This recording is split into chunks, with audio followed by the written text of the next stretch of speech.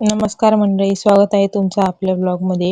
तर आज आहे घटस्थापना, त्यामुळे मी सकाळी सकाळी देवांना स्वच्छ आंघोळ घालून घेतली आणि मम्मीनी घराच्या उंबरठ्याला तेलाचा आणि हळदीचा लेप लावून घेतला.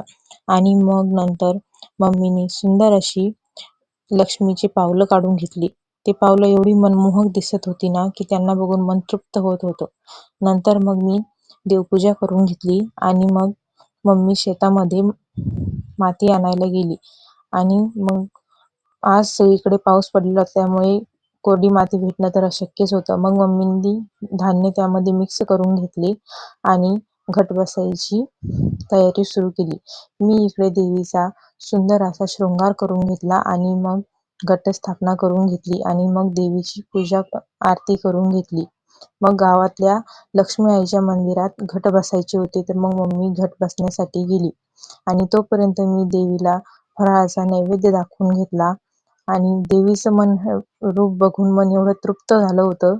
नंतर मी आणि मम्मीनी फराळाचं करून घेतलं.